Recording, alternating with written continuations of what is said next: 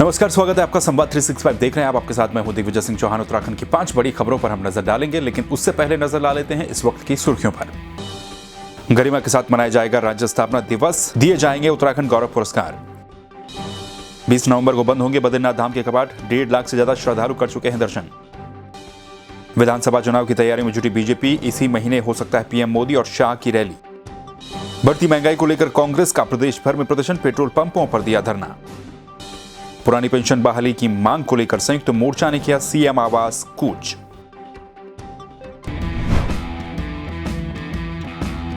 चलिए top story में आज सबसे पहले बात करेंगे उत्तराखंड राज्य स्थापना दिवस को लेकर। दरअसल 9 तारीख को उत्तराखंड का राज्य स्थापना दिवस मनाया जाएगा। राज्य स्थापना दिवस को लेकर उत्तराखंड के मुख्यमंत्री पुष्कर सिंह धामी ने आवश्यक दिशा निर्देश एक बैठक में दिए हैं। मुख्यमंत्री पुष्कर सिंह धामी ने ये निर्देश दिए हैं कि उत्तराखंड राज्य स्थापना दिवस को गरिमा के साथ मनाया जाए और 9 तारीख को उत्तराखंड महोत्सव के रूप में पूरे प्रदेश में ये उत्सव मनाया जाएगा। इसके साथ ही 1 सप्ताह तक आयोजित होने वाले इस महोत्सव के दौरान राजधानी से लेकर न्याय पंचायत स्तर तक कार्यक्रमों को आयोजित करने का निर्देश भी मुख्यमंत्री पुष्कर सिंह धामी ने दिया है।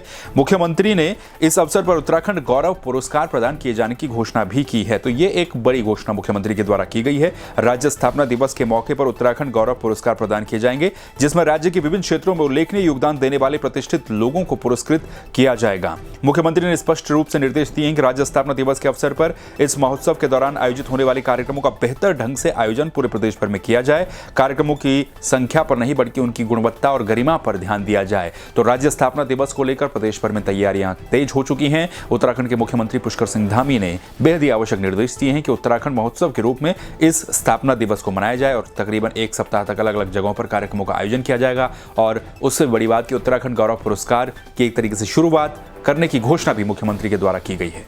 चलिए बात कर लेते हैं 4 धाम को लेकर। दरअसल चारों धामों के कपाट बंद होने का सिलसिला शुरू हो चुका है। अब इसी क्रम में बद्रीनाथ धाम के कपाट भी 20 तारीख को बंद हो जाएंगे। अभी तक अगर बात करें बद्रीनाथ धाम की, तो बद्रीनाथ धाम में 1.5 लाख से ज्यादा श्रद्धालु अभी तक आकर के दर्शन कर चुके हैं।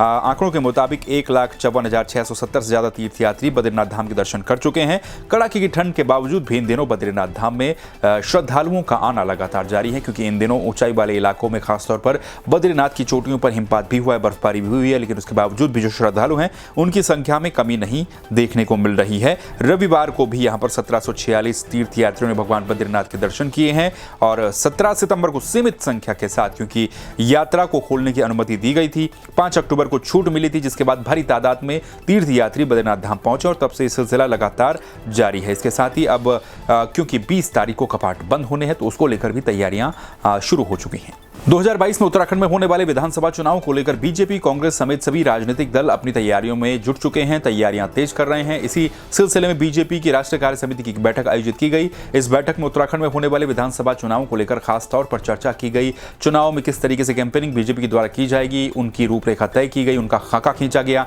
ये भी जानकारी दी गई है कि जल्द ही उत्तराखंड में प्रधानमंत्री नरेंद्र मोदी, केंद्रीय मंत्री अमित शाह समेत बीजेपी के राष्ट्रीय अध्यक्ष जेपी नड्डा और तमाम बड़े नेताओं की रैलियां आयोजित की जाएंगी। संभवतः इसी महीने एक बार फिर से नरेंद्र मोदी उत्तराखंड आ सकते हैं। हालांकि कार्यक्रम अभी तय नहीं किया गया है, लेकिन एक शेड्यूल बनाया जा रहा है, जिसके तहत समय के अनुसार उनकी रैलियों को उत्तराखंड में आयोजित किया जाएगा। तो इसी के साथ ही दिसंबर तक प्रदेश भर में 252 बैठकों का आयोजन भी किया जाएगा, ये भी बीजेपी की तरफ से कहा गया है। तो राजनीतिक जो दौरे हैं, राजनीतिक कार्यक्रम, उनको तय किया जाएगा और जल्द ही प्रधानमंत्री और अमित शाह का दौरा भी उत्तराखंड का हो सकता है। रैली को वो संबोधित उत्तराखंड आकर के जल्द ही इसी महीने संभवतः कर सकते हैं।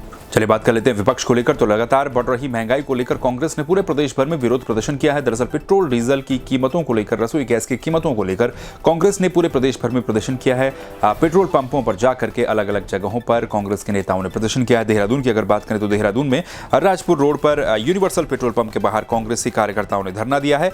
धरने में उनके प्रदेश अध्यक्ष मौजूद थे, गणेश कोदियाल, पूर्व मुख्यमंत्री हरीश रावत मौजूद थे, दिनेश अग्रवाल मौजूद थे, तमाम उनके जो पूर्व विधायक हैं वो मौजूद रहे। कांग्रेस ने साफ तौर पर आरोप लगाया कि केंद्र सरकार महंगाई को कंट्रोल करने में नाकामयाब साबित हो रही है। जिस तरीके से थोड़ी सी राहत हाल ही में पेट्रोल डीजल की कीमतों में देखने को मिली, तो इसको लेकर भी कांग्रेस का कहना है कि पूरी तरह से एक्साइज ड्यूटी को पेट्रोल डीजल की कीमतों से समाप्त किया जाना चाहिए, ताकि लोगों को एक बड़ी राहत मिल सके, क्योंकि एक्साइज के नाम पर काफी सारा टैक्स पेट्रोल और डीजल की कीमतों पर लिया जाता है। साथ ही रसोई गैस को लेकर भी यही स्थितियां देखने को मिली। पेट्रोल पंप पर सर पर रसोई गैस सिलेंडर लेकर के कांग्रेस ने यह धरना प्रदर्शन किया। चलिए बात कर लेते हैं पुरानी पेंशन बहाली को लेकर। दरअसल नई पेंशन के विरोध में और पुरानी पेंशन बहाली की मांग को लेकर जो पुरानी पेंशन बहाली संयुक्त मोर्चा है, तो संयुक्त मोर्चा ने सीएम आवास कूच किया। इस दौरान कर्मचारियों ने यह भी चेतावनी दी कि सरकार अगर पुरानी पेंशन को बहाल नहीं करती है तो फिर वो सड़कों पर उतर करके एक बड़ा आंदोलन चलाएंगे। काफी लंबे समय से मांग चलती आ रही है कि पुरानी पेंशन की जो मांग है उसको बहाल किया जाए, पुरानी पेंशन व्यवस्था है उसको एक बार फिर से लागू किया जाए। तो इसी के सिलसिले में रविवार को राष्ट्रीय पुरानी पेंशन बहाली संयुक्त मोर्चा के आह्वान पर प्रदेश भर के कर्मचारी परेड ग्राउंड में एकत्रित हुए। मोर्चा के अध्यक्ष वीपी सिंह रावत ने कहा है कि सरकार के लिए निर्णायक समय है। उन्होंने कहा कि अगर सरकार एक निर्णय नहीं लेती है तो वो जो कदम उनके लिए उचित रहेगा वो कदम उठाएंगे। और उन्होंने मांग की है कि जो पुरानी पेंशन की व्यवस्था थी उसको प्रदेश में बहाल किया जाए। ये थी उत्तराखंड की टॉप 5 खबरें। इन खबरों को लेकर आप क्या सोचते हैं? अपनी राय आप कमेंट करके हमें दे सकते हैं। खबरों को देखने के लिए आप संवाद 365 को सब्सक्राइब कर दीजिए। फिर मिलेंगे नई खबरों के साथ, तब तक के लिए नमस्कार।